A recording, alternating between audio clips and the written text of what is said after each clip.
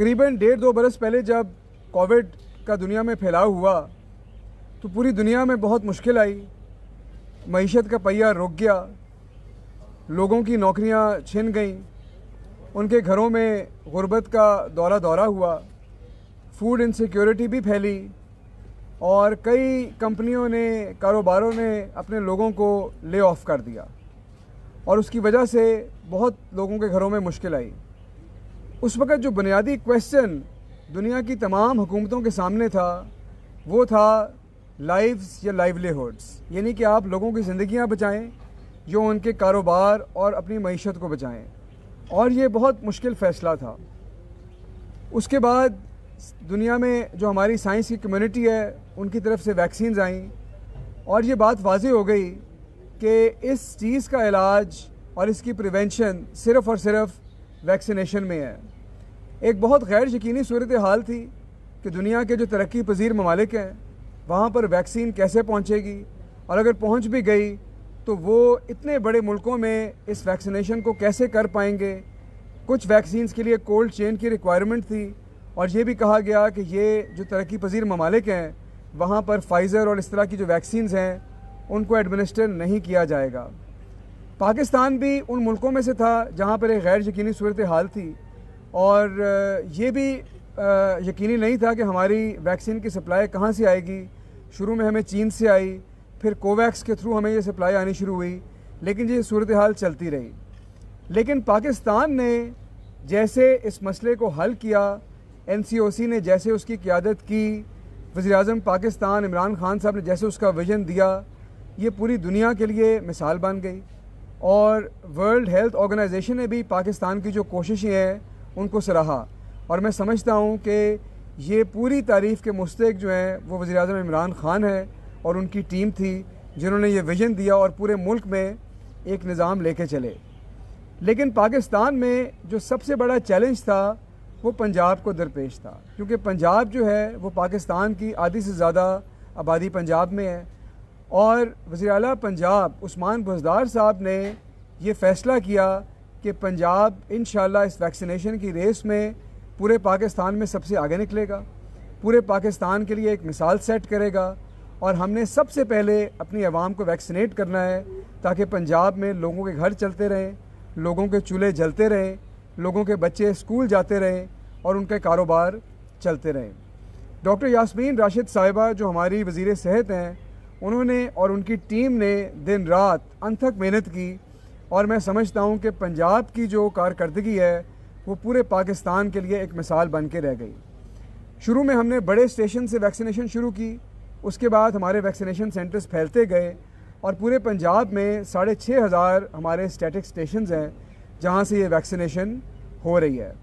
लेकिन शुरू के कुछ महीनों के बाद जब लोगों ने वैक्सीनेशन करा ली तो ये महसूस किया गया कि अब आहिस्ता आहिस्ता उन सेंटर्स पे लोड कम हो रहा है, क्योंकि उनके जो गिरदो नवाह के इलाकों से लोग आते थे वो वहाँ से आकर अपनी वैक्सीनेशन करा चुके थे और इसकी ज़रूरत महसूस की गई कि इस वैक्सीनेशन को अगले मरहले पे लेके जाया जाए।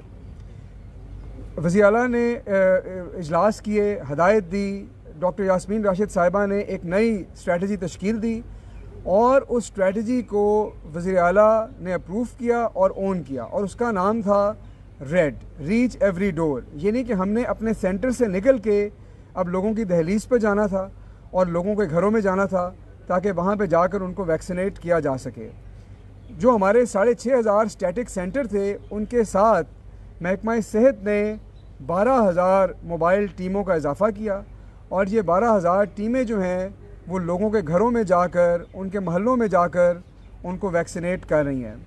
इस कैंपेन का जो पहला फ़ेज़ था वो 25 अक्टूबर को शुरू हुआ और 12 नवंबर को ख़त्म हुआ और उसमें करीबन 1,30,00,000 डोजेज़ एडमिनिस्टर की गई। उस कैंपेन के रिज़ल्ट्स जब सामने आए तो ये समझ आया कि ये कैंपेन बहुत इफ़ेक्टिव है। लोगों के घरों में अगर जाएंगे तो हमारे नंबर बहुत तेज़ी से आगे बढ़ सकते हैं और रेड 2 यानी कि इस कैंपेन के अगले फ़ेज़ की बात की गई। इससे पहले कि मैं आपको रेड 2 की बात बताऊं, मैं आपको ये बताना ज़रूरी समझता हूं कि ये बड़ी साइंटिफिक बुनियादों पर यह कैंपेन डिज़ाइन की गई। ना सिर्फ इसमें हमारे पास मोबाइल टीमें थीं बल्कि जितने लोगों को वैक्सीनेट किया जा चुका था उनका GPS data, geo tag data लिया गया और ये देखा गया कि वो कौन से इलाके हैं जहाँ पर वैक्सीन कवरेज कम है।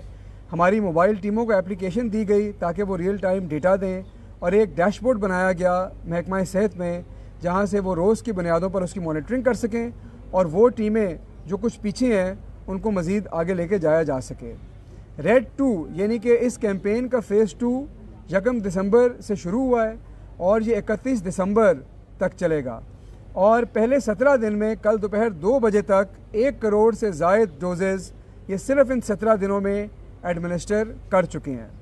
अच्छा, ये भी समझना ज़रूरी है कि हमें कितनी डोजेज़ देनी है। पंजाब में 8 करोड़ 10 लाख ऐसे लोग हैं जिनको हमने वैक्सीनेट करना है।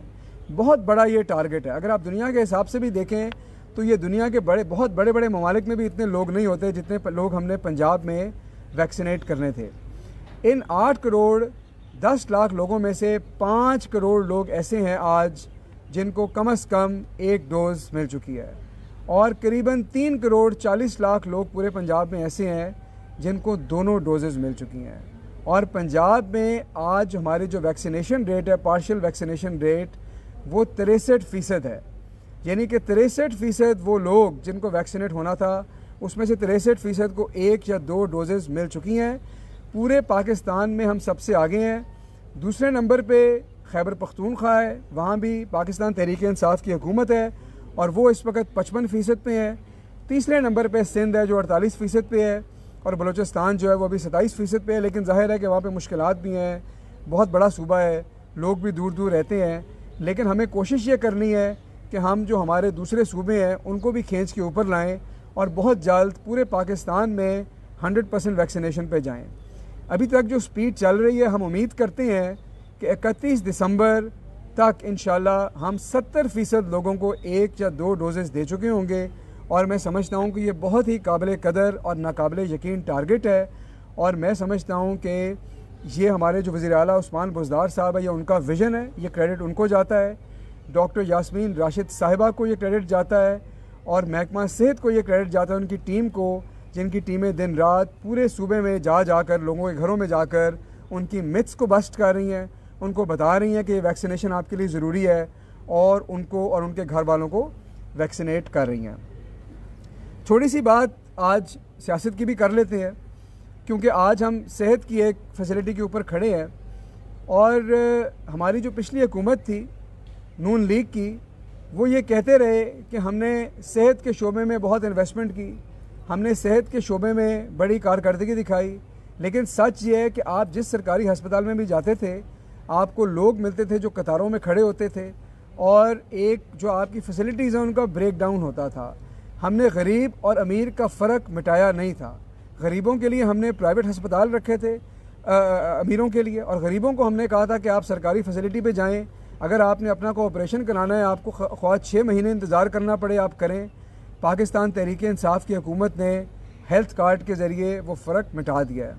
और सोचने की बात यह है कि अगर नून लीग ने सेहत के शोबे में इतनी इन्वेस्टमेंट की थी तो पूरे पाकिस्तान में एक भी हस्पताल ऐसा नहीं था जहाँ पे उनके लीडर अपना इलाज करा सकें। उनके लीडर को इलाज कराने तो लंदन जाना पड़ा।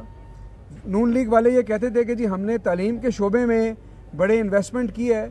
आप मुझे बताएं कि पूरे लाहौर शहर के अंदर एक भी सरकारी स्कूल ऐसा है जहाँ पे नून लीग का कोई लीडर अपने बच्चे को भेजना पसंद करे। हमने अपने मुल्क के अंदर दोहरे निज़ाम बना के रखे। हमने कहा कि ना सिर्फ अमीर के बच्चे का स्कूल अलग होगा बल्कि उसकी पढ़ने वाली किताबें भी अलग होंगी, उसको हम और सबक देंगे, गरीब को हम और सबक देंगे। हम पाकिस्तान में 2 दुनियाएं बनाना चाहते हैं।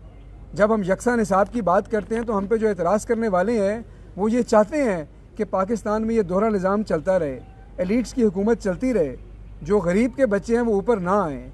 यही है फ़र्क जो हमारा यकसा निसाब मिटाना चाहता है। मुस्लिम लीग नून के लोग कहते हैं कि जी हमने बिजली बनाई, तो जब उस महंगी बिजली के जो कॉन्ट्रैक्ट्स हैं उसके नतीजे में जब हमें अपने बेस टैरिफ बढ़ाने पड़ते हैं, उसकी कॉस्ट रिकवर करनी पड़ती है, तो वो तहरीक इंसाफ पे आ जाता है। ये बिजली के कॉन्ट्रैक्ट्स किसने किए थे? कौन थी वो हुकूमतें जिन्होंने साला साल किसी डैम में इन्वेस्ट नहीं किया, क्योंकि वो सिर्फ उस चीज़ में इन्वेस्ट करना चाहते थे जो 6 महीने साल में वोटरों को दिखाकर बेवकूफ़ बनाकर उनसे वोट लें। आपने साल हर साल इस सूबे पे हुकूमत की ना आपने अपने ग्रीन कवर की फ़िक्र की, हाउसिंग सोसाइटीज़ को फैलने दिया, लाहौर को बेहंगम तौर पे फैलने दिया, और जब वो सारी आफत बन के आपके सरों के ऊपर स्मॉग की तरह मंडला रही है, 70 साल की गलत पॉलिसियाँ, तो आप कहते हैं कि पीटीआई उसको 3 साल में ठीक कर दें। हम तो करेंगे इंशाल्लाह ठीक, हम तो 10 बिलियन ट्री भी लेके आएंगे, हम तो इन चीज़ों में आपके साथ हैं। लेकिन जिन्होंने ये पाकिस्तान के ऊपर आफत लाई है, मेरा ख्याल है उनको भी अपनी ज़िम्मेदारी उठानी चाहिए। और देखना ये आपने कि कल जो मैं शहजाद अकबर साहब की प्रेस कॉन्फ्रेंस सुन रहा था और एफआईए का चलान भी मैंने देखा है, आप ये देखें कि ये क्या दास्तान है। शहबाज शरीफ साहब ये कहते थे कि मेरे पे अगर एक धेले की करप्शन साबित हो जाए तो मैं सियासत छोड़ दूंगा। बात तो उनकी ठीक है, उन पे धेले की करप्शन तो आज भी साबित नहीं हुई, क्योंकि धेले की तो वो करप्शन करते ही नहीं, वो तो 16 अरब से कम बात ही नहीं करते। और ये 16 अरब वो है जो उनके मुलाजमों के अकाउंट में गया। ये बचपन में हमने क्या तिलिस्म होशरुबा की कहानियाँ पढ़ी होंगी, ये असल दास्तान है मनी लॉन्ड्रिंग की, जिसमें 2 सियासतदान, 14 मुलाजमीन, 28 अकाउंट, 16 अरब और 17,000 ट्रांजैक्शंस हैं। ये वो दास्तानें हैं जो अखबारों में छपनी चाहिए, लोगों को बताना चाहिए कि इस मुल्क में ये कैसे मनी लॉन्ड्रिंग और करप्शन होती है। और आप मुझे एक बात ये बताएं कि दुनिया के किसी महज़ब मुल्क के अंदर ये हो सकता है कि आपके ऑपोजिशन लीडर के ऊपर इतने संगीन इल्ज़ामात हों और आप उसका कोई पब्लिकली जवाब ना दें? आप किसी टॉक शो में जाएं, किसी प्रेस कॉन्फ्रेंस में कहें, आपका सिर्फ एक जवाब है कि जी महंगाई हो गई, जी तहरीक इंसाफ ने ये कर दिया। आज तक आप लोगों को ये नहीं बता सके कि क्या ये आपके अकाउंटों में पैसे आए तो किसने जमा कराए, क्यों आपके 14 मुलाजमीन के अकाउंटों में पैसे जाते थे, क्यों आपने मरे हुए लोगों के अकाउंट से पैसे निकलवाए, औरंगज़ेब भट्ट कौन था, मसरूर अनवर कौन था। ये वो सवाल हैं जिनको आपको पब्लिकली लोगों को जवाब देना चाहिए, और हमारे मुल्क में इन सवालों के जवाब देने का कोई रवादार नहीं है। ये बातें अब कौम के सामने छुप नहीं सकती, और इंशाअल्लाह ये एहतसाब का अमल जो है ये पाया तकमील तक पहुँचेगा। शुक्रिया।